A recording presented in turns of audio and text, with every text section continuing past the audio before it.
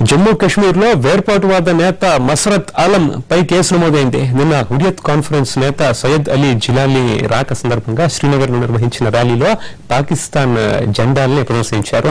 5 ఏళ్ల తర్వాత తొలిసారి శ్రీనగర్ లో అడుగుపెట్టిన జిలానీకి స్వాగతం పలుకుతూ పలువురు యువకులతో ఆలం నేతృత్వంలో ర్యాలీ నిర్వహించారు.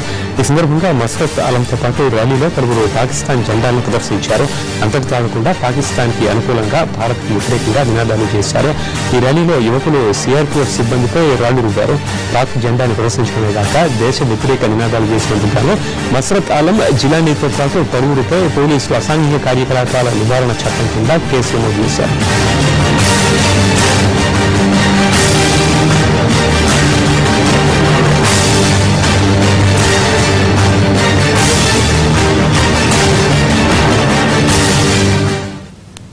న్యూస్ ఆన్లైన్లో చిన్న బ్రేక్ తీసుకుందాం.